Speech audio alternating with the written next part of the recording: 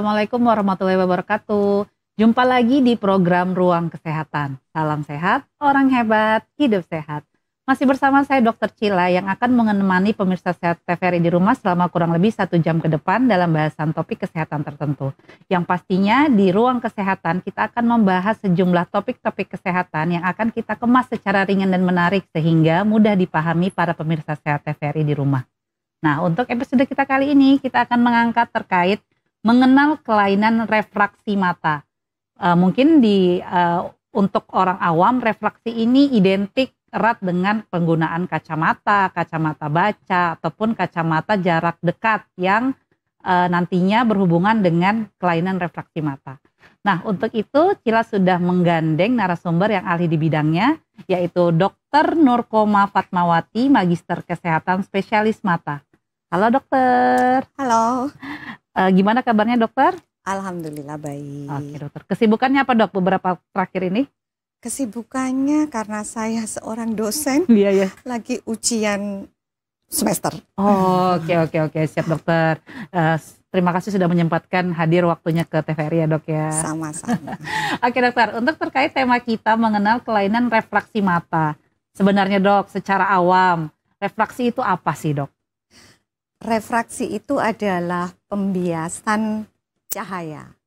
Jadi mata itu seperti sistem kamera. Jadi ada titik fokus, ada cahaya yang masuk kemudian ditangkap oleh kamera. Nah, mata kita seperti itu. Jadi bila ada cahaya yang masuk akan melalui struktur-struktur di dalam mata, mulai dari kornea, kemudian di dalamnya itu ada lensa, di dalamnya lagi ada jeli mata atau humor vitreus, dan yang paling akhir adalah saraf mata atau retina. Nah, ketika refraksi kita itu berjalan baik, maka cahaya tadi akan tepat difokuskan di titik fokus mata kita yang namanya makula. Itu maka kita bisa melihat suatu benda itu dengan sangat jelas. Nah, bila dia tidak tepat di makula, maka akan terjadi yang namanya kelainan refraksi. Mungkin begitu. Berarti refraksi itu prosesnya dok ya? Betul. Bukan salah satu organ, kan kalau kayak kemarin kita udah sempat bahas katarak kan lensanya dok yang bermasalah. Kalau refraksi ini berarti kelainan prosesnya dok ya? Oh, ini yang disebabkan nanti bisa menjauh, lebih jauh atau lebih dekat gitu dok ya? Betul, jadi ada rabun jauh, ada rabun dekat ya. Karena ini refraksi. Gangguan refraksi itu dok ya? Iya, itu namanya. Oke dok, refraksi. Apa tuh dok penjelasannya masing-masing rabun jauh, rabun dekat dok? Silahkan dok. Iya, rabun jauh itu bahasa ilmiahnya miopia, di mana sinar yang sejajar ke mata dalam kondisi tidak akomodasi, dia difokuskan di depan retina, di depan makula. Jadi tidak tepat di makulanya. Sehingga bayangan yang akan dilihat oleh seorang pasien yang mengalami rabun jauh, itu dia akan buram, gitu ya. Begitu juga kalau misalnya rabun dekat. Kalau rabun dekat, maka di situ titik fokus akan jatuh di belakang dari retina. Gambarannya sama, akan buram. Satu lagi kelainan refraksi. Oke, dok. Jadi kelainan refraksi itu ada 3, rabun jauh, rabun dekat, dan orang awam bilang mungkin yang satunya itu mata silinder. Nah, atau astigmatisme namanya. Nah, kalau tadi mata minus atau rabun jauh itu direfraksi atau difokuskan di satu titik. Sedangkan kalau pada astigmatisme, dia itu lebih dari satu titik. Nah, kalau dia 2 titik namanya astigmatisme yang teratur atau yang reguler, yang bisa dikoreksi dengan lensa silinder. Oke, siap dokter. Berarti ini mungkin agak ini dok ya, pemirsa TVRI di rumah agak bingung nih. Makula ini kalau bahasa awamnya mungkin sinarnya tuh ada yang di depan retina. Nah, ada di gambar yang mana itu. Dokter gambarnya? Jadi kalau kayak tadi rabun jauh, dia cahaya bendanya, oh ini dok ya? Oh ini yang Ini yang rabun, hipermetrop, yang jauh, rabun dekat. oke ini rabun dekat. Yang rabun jauh, miopia. Uh-uh. Ini kalau yang rabun dekat berarti, oh ya ini miopi dok ya? Ini yang miopia. Jadi itu yang di atas itu dok. titiknya, fokusnya itu di depan dari retina kita. Oke. Nah, sehingga perlu diberi koreksi kacamata minus, lensa cekung itu. Jadi makanya kadang orang awam bilang matanya apa minus? Oh iya nah, betul dong. Karena itu tergantung dari koreksinya. Koreksinya kacamata minus. Nah, dengan diberi kacamata minus yang tadi jatuh di depan, jadinya tepat di retina. Oh, jadi normalnya sebenarnya cahaya yang masuk kalau kita lihat benda itu nanti pas di yang belakang gembung itu dok ya, yang paling belakang pas, itu ya. Ya, Oke, yang kerucut. Tapi kalau yang rabun, ini rabun jauh dok rabun ya. Jauh. Dia justru berada di depan dari retinanya tadi dok ya. Iya. Oke, berbeda dengan yang rabun dekat tadi dok ya. Betul, kalau rabun dekat justru di belakang tadi dok ya. Iya, yang hipermetrop tadi. Atau orang awam bilang itu lensa plus ya. Oh iya benar, lensa plus. Nah ini, oh dia di belakang dok dia ya. jatuhnya dia di belakang, nggak pas di retinanya. Oh, nah, siap, dikoreksi dengan lensa positif atau lensa apa plus ya, lensa cembung. Jadi dia bisa tepat di retinanya dok ya. Iya, oke, siap dokter. Kemudian tadi gangguan refraksi yang ketiga tadi dok ya, astigmatisme. Ini samakah dengan, maaf dok, juling atau beda dok? Beda. Oke. Jadi kalau juling itu adalah kondisi di mana dua mata itu tidak fokus. Jadi ada yang lari matanya ya. Sedangkan kalau astigmatisme itu adalah kelainan refraksi. Kalau juling itu kelainan dari posisi bola matanya. Nah, ini kita lihat kalau astigmatisme ini yang astigmatisme yang reguler, yang teratur, yang masih bisa dikoreksi dengan kacamata atau lensa silinder. Jadi dia jatuhnya dia di 2 titik.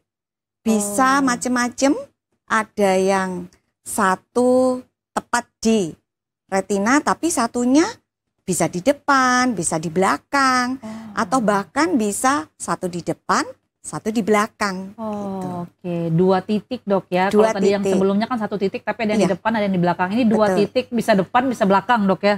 Betul. Oke, siap dokter. Kemudian dok, gangguan refraksi ini sebenarnya tadi penyebabnya kan karena memang titiknya tadi tidak sesuai ke retina. Kalau dari manusianya sendiri dok, secara keseluruhan penyebabnya apa, faktor resiko yang bisa menyebabkan kejadian gangguan refraksi ini dok? Iya, baik. Jadi kalau kelainan refraksi penyebabnya itu bisa karena panjang bola mata yang tidak normal. Kalau misalnya pada mata minus tadi, mata rabun jauh, itu biasanya panjang bola matanya itu terlalu besar. Sehingga cahaya itu nggak bisa nyampe sampai belakang. Nah, kalau rabun dekat kebalikannya, dia lebih kecil bola matanya. Sehingga jatuhnya di belakang. Itu penyebab yang pertama. Penyebab yang kedua adalah komponen di dalam bola mata kita yang kemampuan refraksinya itu tidak normal. Mungkin pada mata minus itu kemampuan pembiasanya itu terlalu besar sehingga dia bisa memfokuskan di depan retina gitu. Kalau yang rabun dekat kemampuan refraksinya itu berkurang. Oke, siap dok. Kemudian tadi segala ukuran, kemampuan tiap ininya berbeda-beda tiap orang tuh dipengaruhi faktor apa dok? Ada faktor tertentu nggak? Mungkin dari genetik, turunan atau gimana dok? Oh ya, sangat. Jadi bisa akibat memang dari faktor keturunan. Kemudian bisa terjadi karena kebiasaan yang tidak baik ya. Mungkin misalnya pada mata minus, dari penelitian itu banyak didapatkan bahwa banyak aktivitas dekat itu akan memicu perpanjangan bola mata yang semakin cepat, gitu. Sehingga kalau dia memanjang, otomatis titik fokus akan jatuh di depan retina. Oke dok, ini maksudnya aktivitasnya seperti membaca dekat atau apa nih dok? Iya betul. Jadi kita itu aktivitas baca semakin banyak, apalagi zaman sekarang semuanya mungkin banyak, screen time kita itu lebih banyak dibanding aktivitas outdoor ya. Sehingga kita akomodasi terus sebagian besar mata itu. Apalagi kalau jarak bacanya tidak sesuai, yang harusnya 40 cm, ini jadi 20, 25. Nah, otomatis akomodasi itu semakin besar. Dengan banyaknya, seringnya akomodasi tadi akan membuat perpanjangan bola mata itu semakin cepat. Oke, wah ini baru tahu nih dok. Akibat itu juga bisa membuat gangguan refraksi dok ya. Cila pikir dari bayi ini udah panjang atau pendeknya bola mata itu ternyata bisa dari kebiasaan dok ya? Bisa. Oke, selain itu dok, selain membaca tidak sesuai dengan rekomendasi, ada lagi mungkin sering terpapar sinar di outdoor atau ada hal-hal yang seperti itu dok? Kalau paparan sinar itu terutama bukan ke perpanjangan tadi, tetapi nanti pengaruhnya itu ke retinanya sendiri. Karena cahaya matahari itu kan banyak mengandung sinar ultraviolet. Semakin banyak pajanan sinar ultraviolet yang masuk ke mata kita, itu akan bisa merusak saraf mata. Gitu. Berarti sehingga diperlukan perlindungan. Oke dok. Berarti tadi kebiasaan, kemudian sinar UV.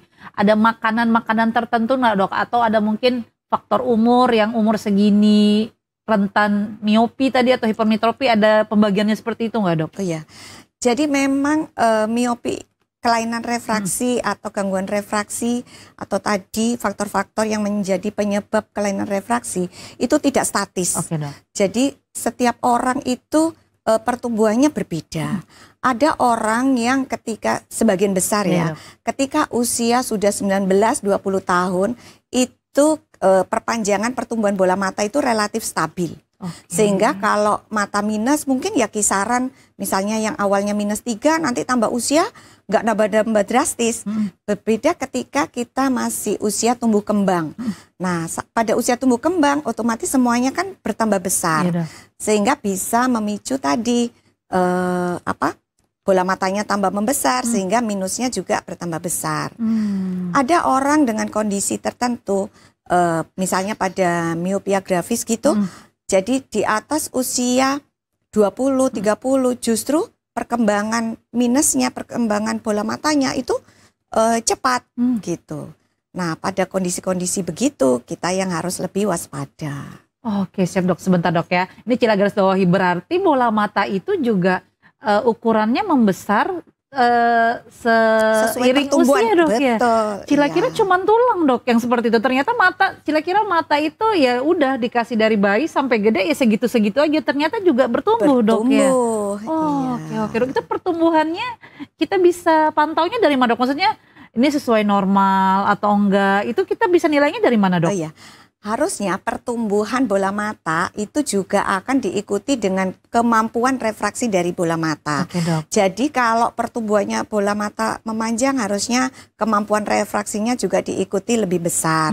Nah pada kondisi yang menyebabkan dia tidak seimbang, jadi bola matanya pertumbuhannya jauh lebih besar dibanding dengan pertambahan kemampuan refraksinya. Otomatis ini yang akan menyebabkan terjadinya gangguan refraksi tadi. Oke, berarti bola mata tadi pertambahan ukuran disertai dengan kemampuan refraksinya tadi itu dok, diimbangi dok ya. Berarti kalau kita aware misalnya pertumbuhan bola matanya udah semakin besar tapi refraksinya itu mungkin dari gejalanya nanti dia nggak bisa ngelihat dok ya. Betul Buram. Seperti di sini ada gambar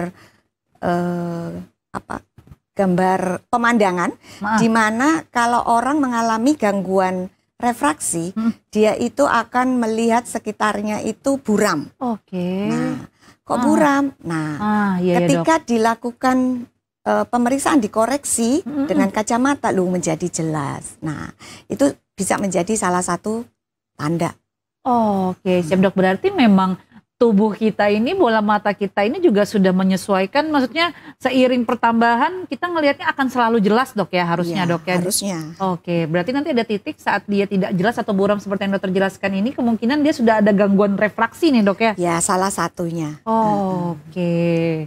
Kemudian dok, faktor resiko umur atau jenis kelamin dok, ada nggak misalnya kalau jenis kelamin pria dia lebih cenderung ke astigmatisme kah atau yang miopi dok? Oh iya.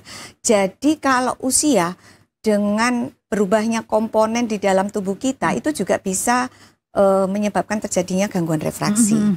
Misalnya pada proses katarak tadi misalnya Oke, ya, dok. pada fase awal mungkin di usia 40 tahun yang semulanya dia tidak mengalami mata minus, kok sekarang buram, ketika dikoreksi dengan kacamata minus menjadi lebih jelas. Oke. Nggak berapa lama lagi, 3-4 bulan kok nggak enak lagi kacamatanya. Diperiksa lagi, nambah lagi. Nah, itu bisa menjadi faktor miopia akibat katarak tadi. Itu sesuai dengan usia gitu. Sedangkan kalau jenis kelamin itu sampai saat ini tidak ada yang pria itu akan cenderung ke minus atau rabun jauh atau rabun dekat, itu tidak. Yang justru yang banyak diteliti itu adalah ras ya, gitu. Oke, siap dokter. Kalau di awam nih dok ya, ini Cila juga sering dengar identik hipermetropi ini atau yang plus tadi itu dok, itu pada usia-usia di atas 40 tahun. Sedangkan kalau yang rabun jauh dia identiknya dengan usia-usia muda dok. Apakah benar seperti itu dok? Oh iya. Ini yang perlu kita tahu ya. Iya, dok. Jadi kadang masyarakat awam mungkin membedakan antara tadi rabun dekat akibat kelainan yang namanya hipermetrop. Oke. Yang tadi titik jauhnya di belakang dari retina. Dengan mata plus usia tua. Nah, itu istilahnya adalah presbiop. Jadi dua hal yang berbeda. Kalau tadi hipermetrop itu diukurnya adalah ketika dia itu tidak dalam kondisi akomodasi, tidak bekerja matanya. Nah, sedangkan kalau presbio pada usia tua itu terjadi akibat lensa yang kemampuan akomodasinya itu sudah berkurang karena lensanya sudah nggak lentur lagi. Jadi dua hal yang berbeda. Gitu. Wah, berarti tadi kalau yang rabun jauh, rabun dekat ini karena refraksi dok. Betul. Ya.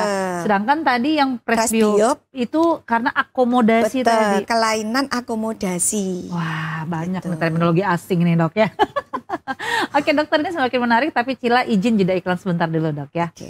Oke pemirsa Sehat TVRI di rumah, kita izin jeda iklan sebentar dulu. Jangan kemana-mana, tetap di program Ruang Kesehatan. Salam sehat, orang hebat, hidup sehat.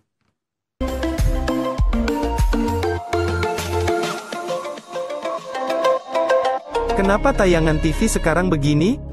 Gosip semua, drama semua, provokasi semua, hiks. Gak bahaya kah? Aku lelah, aku kesal. Gimana kalau nonton TVRI aja?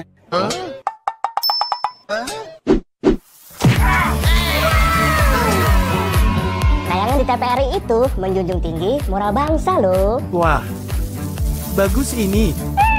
Kami berkarya untuk kebanggaan nusa dan bangsa. Oh begitu ya? Indonesia yang berbudaya dan juga Indonesia yang berakhlak. Nah, ini baru mantap. Gak pakai provokasi, dramatisasi, apalagi gosipisasi. Sip banget tuh. TVRI, media kebanggaan kami.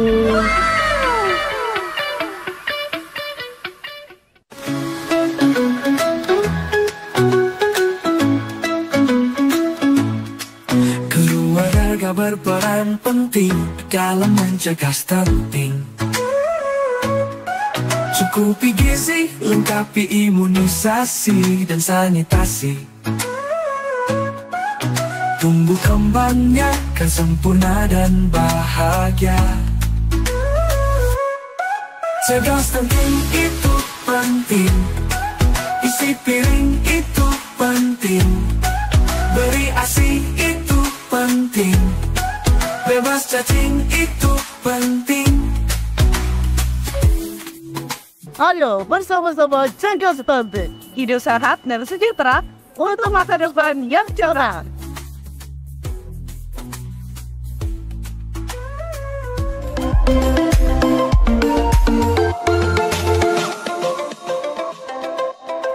Oke pemirsa Sehat TVRI di rumah, kembali lagi di program Ruang Kesehatan. Salam sehat, orang hebat, hidup sehat. Masih bersama saya Dr. Cila dan juga narasumber kita Dr. Nur Koma Fatmawati, Magister Kesehatan Spesialis Mata dalam bahasan tema mengenal kelainan refraksi mata.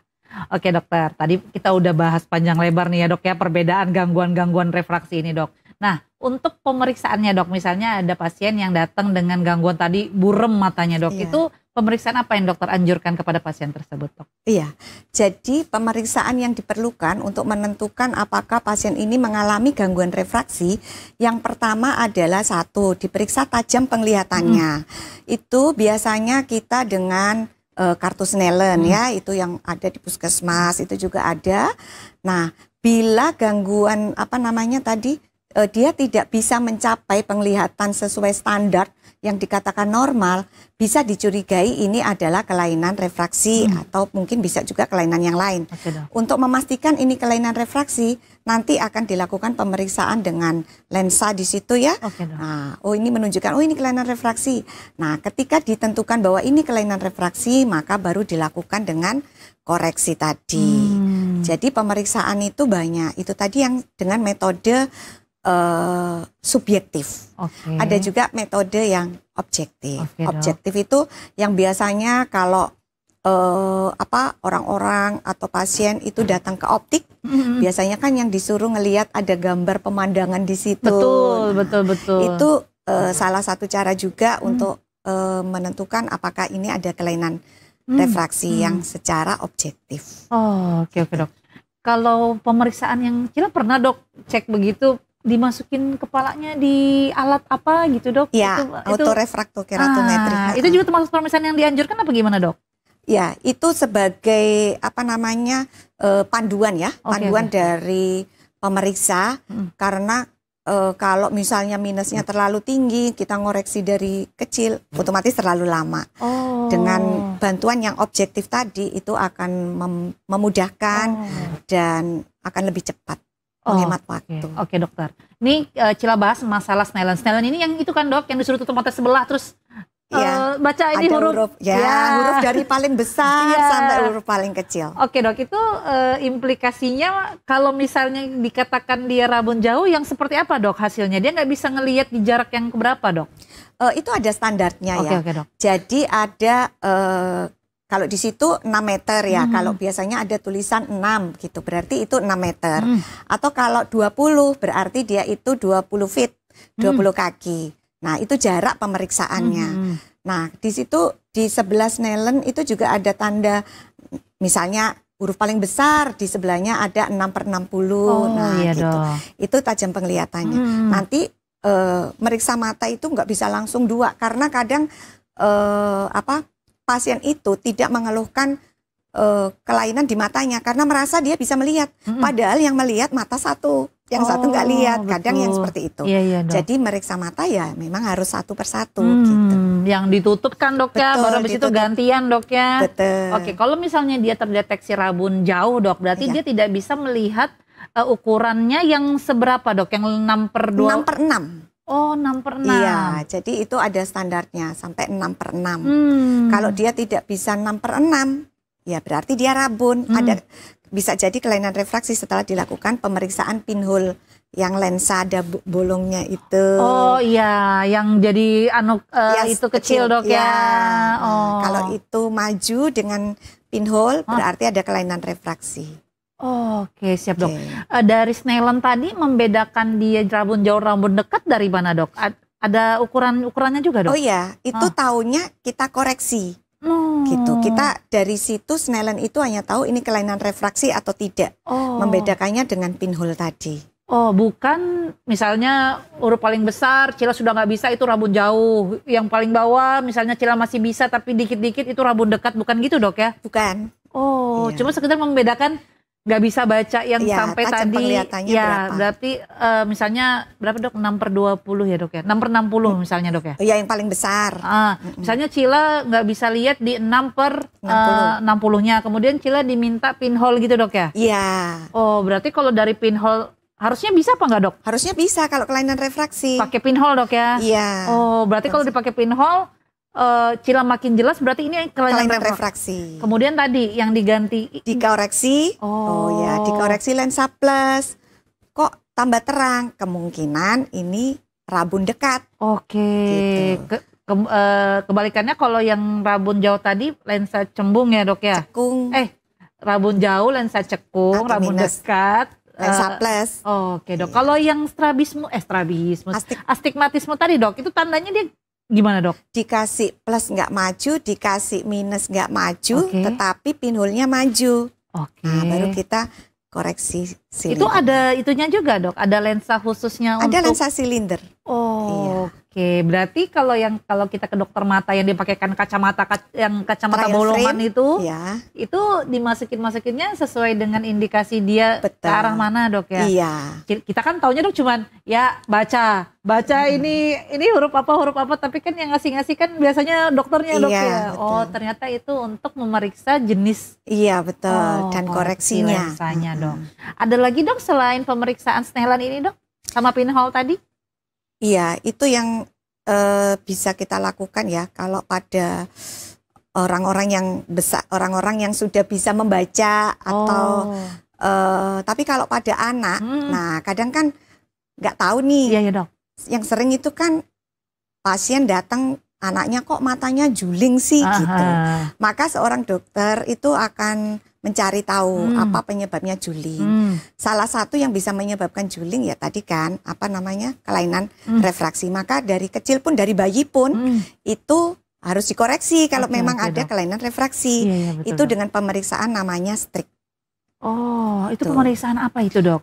Itu pemeriksaan untuk tahu berapa sih koreksi kacamatanya ini, dikasih lensa minus kah, dikasih lensa plus kah, gitu. Itu berupa apa dok? Alat atau Alat. ditempel ke mata dok? Enggak, jadi pemeriksaannya pakai alat gitu ya, kayak anuan cahaya itu, terus baru kemudian ada cahaya di situ, dilihat pantulan fundus refleksnya di situ.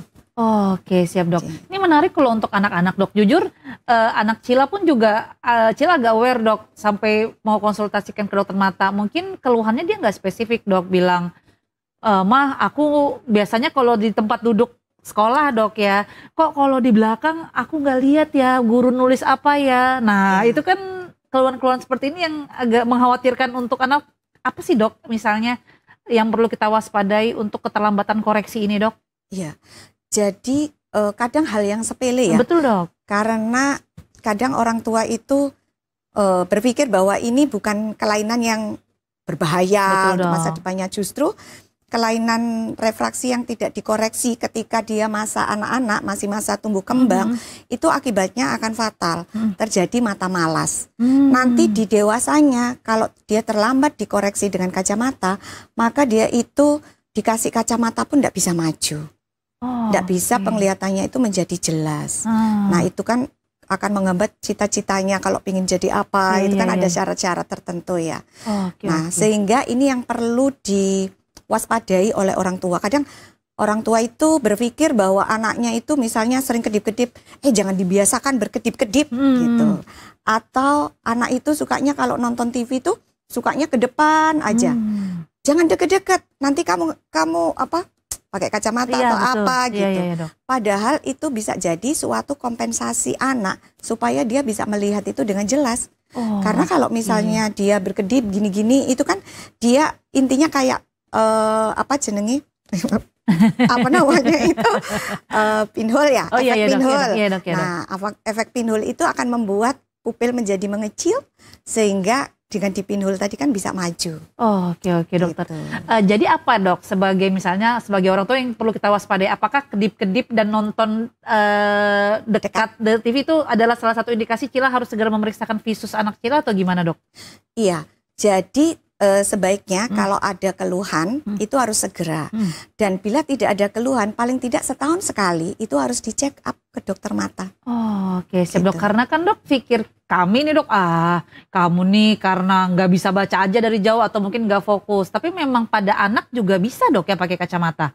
Sangat bisa, dari bayi pun bisa. Oh, oke. Karena kan kalau kita yang dewasa kita udah paham ya dok, aduh buram nih, pasti ada something nih. Iya. Tapi kalau anak-anak kan nggak ngeh kali dok ya. Iya. Kalau dia jarang yang konsultasi ke dokter langsung bilang, dokter anak saya mengatakan dia buram, itu sering atau ada gejala-gejala lain dok? Enggak, kalau pada anak-anak yang sering orang tua bilang, anak yang belum sekolah ya Iya, dok, maksudnya.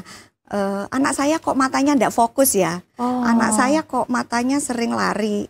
Atau tadi anak saya kok suka kedip-kedip gini. Nah itu yang perlu diwaspadai dok ya. betul. Oke, siap dokter. Kemudian dok, tadi pemeriksaannya udah ya beberapa ya, tadi Snellen, terus ada tadi funduskopi dok ya. Strik, Oh ya, ARK. Oke dok. Ada lagi dok pemeriksaan dilakukan?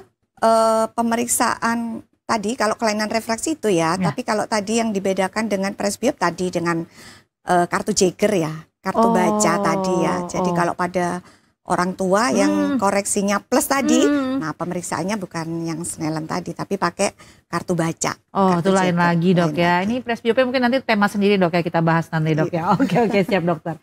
Kemudian dok, setelah tegak nih ternyata dia rabun jauh atau rabun dekat atau tadi yang astigmatisme. Ini penata laksanaan apa dok yang bisa kita berikan? Apakah hanya dengan kacamata atau ada terapi lain dok selain Oh itu? iya, saat ini tata laksana kelainan refraksi itu sudah sangat berkembang pesat ya. Oke, dok. Mulai dari yang banyak sekarang itu kacamata, Oke, dok. maksudnya itu sudah konvensional lah ya. Kemudian lensa kontak. Oh, oke. Nah, lensa kontak ini juga bisa. Ada juga misalnya kalau lensa kontak kan macam-macam. Iya, dok. Ada yang soft lens, ada yang hard lens. Nah, terutama kalau pada mata dengan astigmatisme. Nah, itu bisa pakai hard lens. Selain untuk koreksi, juga berusaha membentuk dari korneanya, harapannya bisa lebih baik. Kemudian berkembang juga ada ortokeratologi. Nah, itu penggunaan yang hard lens di waktu malam, kemudian dibuka pada pagi hari. Harapannya dengan hard lens tadi dia mencetak bentuk mata, bentuk kornea, supaya dia menyesuaikan ini nanti koreksinya sesuai apa, sehingga ketika dia bangun dia penglihatannya menjadi lebih jelas. Nah, seperti itu. Oke, dok. Terus bisa juga dengan surgery ya. Surgery itu juga macam-macam, ada yang lasik. Oke, dok. Sekarang ini yang berkembang itu juga ICL, intracollamer lens. Apa itu dok? Jadi itu seperti kalau tadi lens kacamata taruh di luar, Oke, dok. nah kalau ini dimasukkan di dalam, gitu. Lensanya masukin ke dalam di bawah. Di bola mata, di depan iris, gitu. Oh, oke. Itu melalui metode operasi dok? Operasi. Bedanya sama lasik dok? Kalau lasik yang dimanipulasi kornea. Oh, langsung ke korneanya dok ya? Kalau ICL dia diinserting, ditanam. Lensanya ditanam. Oke. Atau sama juga, bisa juga kayak clear lens extraction. Kalau lasik yang dimanipulasi kornea, kalau CLE itu yang dimanipulasi lensanya. Karena kan yang kemampuan refraksi yang terbesar itu yang pertama kornea, yang kedua lensa. Kan ada orang-orang tertentu yang tidak memungkinkan untuk dilakukan lasik, mungkin karena korneanya udah tipis, tidak memungkinkan untuk dimanipulasi, maka dia perlu teknik lain. Salah satunya tadi CLE atau ICL gitu. Oke. Lasik itu korneanya diganti dok? Bukan korneanya diganti. Apa tuh dok? Jadi seperti dipotong gitu ya. Oke. Kalau dia terlalu cembung, otomatis dia kan kemampuan refraksinya semakin besar sehingga dia jatuh di depan. Oke. Jadi perlu ditipiskan supaya dia tidak terlalu cembung. Oh, gitu. Oke, berarti Membentuk lah dok ya. Ya. Oke, membentuk supaya tadi yang cahaya-cahaya tadi pas di retina. Betul. Oh, itu kalau lasik. Kalau yang satunya tadi korneanya nggak diapa-apain tapi di bagian dalamnya. Dalamnya yang dimanipulasi. Waduh, serem banget saya membayangkan mata. Ini jujur li dok, waktu koas mata salah satu operasi yang paling serem saya lihat operasi mata dok, karena matanya gerak-gerak terus sambil dimasukin alat-alat. Kita kan ngelihat dok ya, pasiennya ngelihat alat-alat itu. Iya, Itu betul. berapa lama dok pengerjaan lasik tadi sama yang ICL itu kira-kira dok, prosedurnya? Prosedurnya kalau dikerjakan oleh seorang ahli nggak lebih 10 menit. Iya dok ya, pasiennya yang takutnya 1 tahun untuk persiapan dirinya dok.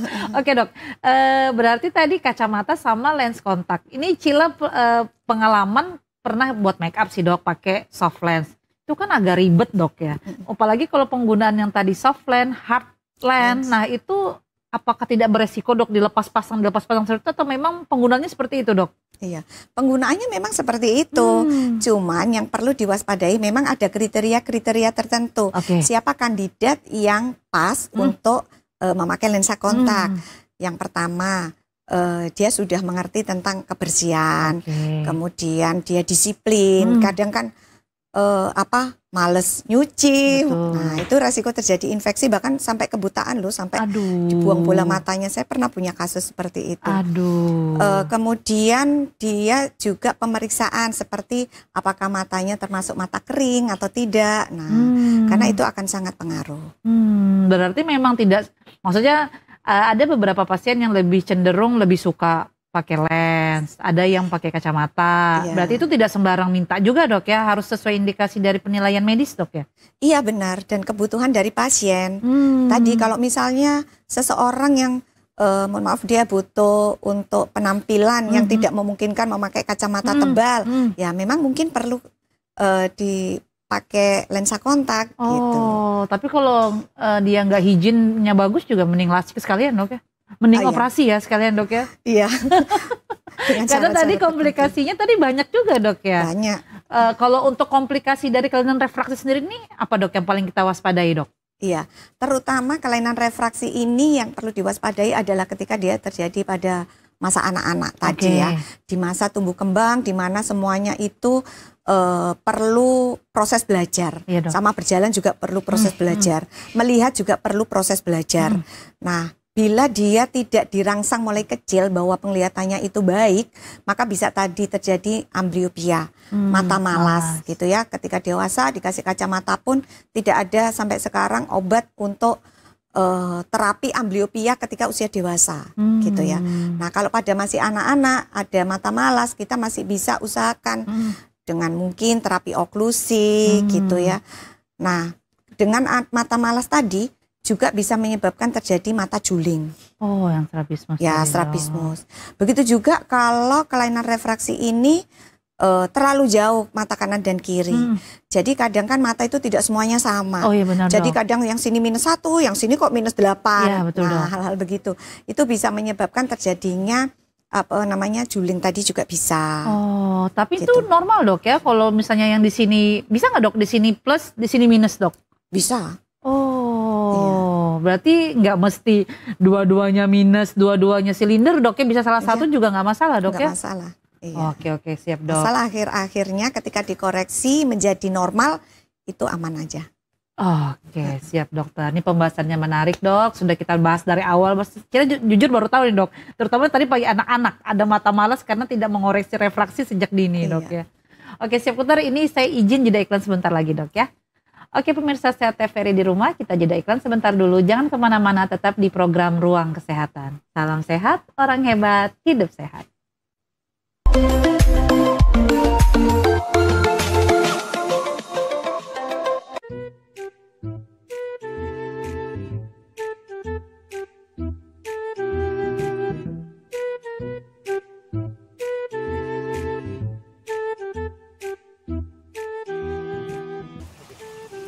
Kok dibakar sih? Wah, emangnya kenapa? Kan ada cara lain. Kita bisa mengolah sampah tanpa rusak lingkungan. Yuk, aku punya beberapa tips untuk kamu. Pertama, memisahkan sampah sesuai jenisnya.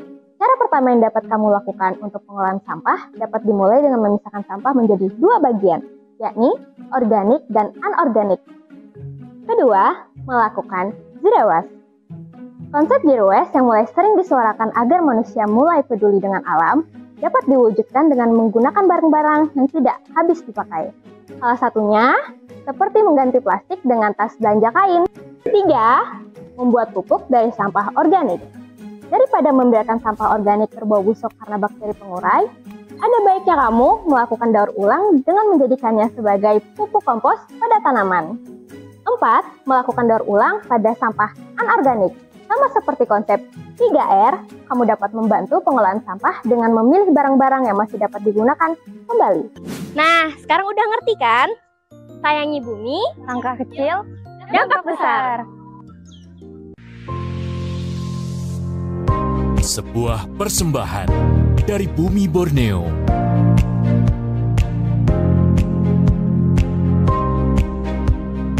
Menampilkan keelokan warisan sejarah.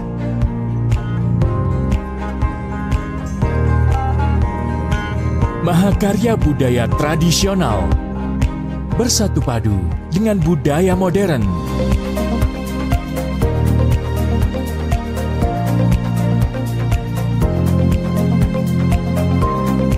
Petualangan tak ternilai dalam asrinya hutan tropis Kalimantan.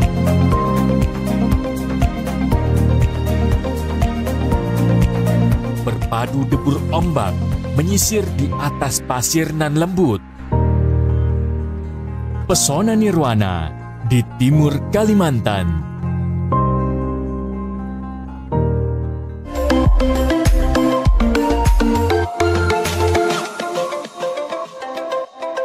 Sehat TVRI di rumah, kembali lagi di program Ruang Kesehatan. Salam sehat, orang hebat, hidup sehat.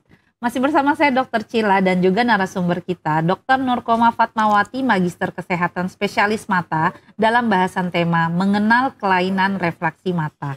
Oke dokter, tadi di sesi 1-2 kita udah bahas panjang lebar dok ya terkait gangguan refraksi mata ini. Mungkin sedikit dok terkait pencegahannya dok. Apa aja yang harus kita lakukan untuk mencegah terjadinya kelainan refraksi mata dok? Oke, jadi untuk mencegah terjadinya kelainan refraksi mata adalah yang satu, check up ya, check up rutin, karena kadang kelainan refraksi tidak disadari ya, karena merasa dia kebiasaannya memang begitu gitu. Jadi dengan check up setahun sekali ke dokter mata bisa diketahui lebih dini. Kemudian pola kebiasaan sehari-hari, kebiasaan membaca, terangnya sinar, posisi, duduk itu juga bisa berpengaruh. Kemudian menyeimbangkan antara screen time dengan aktivitas luar itu juga sangat penting. Kemudian makan makanan sehat ya, itu juga penting untuk pertumbuhan bola mata kita. Oke, siap dokter. Oke dokter, di sesi ini juga Cila akan mengajukan beberapa pernyataan kepada dokter. Nanti minta konfirmasinya apakah ini berupa mitos atau fakta dok. Nanti disertain alasannya sedikit dok ya. Oke, dalam sesi mitos atau fakta.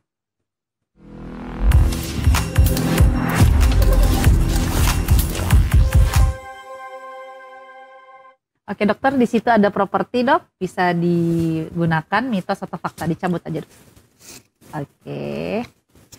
Oke, siap dokter. Nanti setiap pernyataan yang Cila sampaikan dokter acungkan yang mana mitos, yang mana fakta dok. Ya.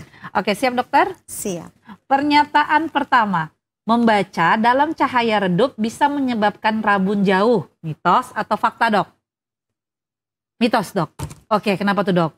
Ya, karena tidak serta-merta membaca dalam kondisi redup itu akan langsung membuat kelainan refraksi tadi. Terutama dia kalau redup itu akan membuat sel saraf itu tidak bekerja dengan baik. Gitu. Oke, berarti enggak. Kan biasanya gitu dok ya, jangan baca di gelap-gelap, nanti bisa rabun. Ternyata rabunnya bukan kelainan refraksi. Oh, tapi kelainan saraf dok ya. Oh, bisa ternyata dok. Oke, siap dokter. Pernyataan selanjutnya dok, menatap layar terlalu lama akan merusak mata, mitos atau fakta dok? Fakta. Kenapa tuh dok? Karena dengan kita menatap layar terlalu lama itu akan menyebabkan mata itu jarang berkedip. Karena kalau menatap layar kan berarti konsentrasi ya. Betul. Itu akan membuat mata kering. Nah, akan muncul yang namanya sekarang namanya computer vision syndrome. Oke, Dok. Sehingga perlu rule of 20 tadi. 20 menit ngelihat layar, 20 detik istirahat, lihat jauh 20 kaki. Oh, Gitu. oke. Ini senam mata, Dok, ya ini ya? Bukan lagi ya? Bukan lagi. Oh, bukan. Berarti 20 menit lihat Screen, kemudian 20 detik berhenti. berhenti dengan melihat jauh. Oh, berarti 20 dekat, kaki. dekat, jauh gitu, Dok ya? Maksudnya ketika kita istirahat selama 20 detik itu bukan dari screen komputer terus pindah ke HP. Iya. tapi lihat jauh 20 kaki. Oh, Iya, berarti memandang mungkin jauh supaya relaksasi matanya. buka pintu kamar kemudian lihat pemandangan di luar. Betul. Oke, siap dokter. Pernyataan selanjutnya, Dok. Gangguan refraksi mata seperti miopi dan hipermetropi dapat bertambah parah seiring bertambahnya usia. Mitos atau fakta, Dok? Fakta juga ada. Oke, kenapa tuh, Dok?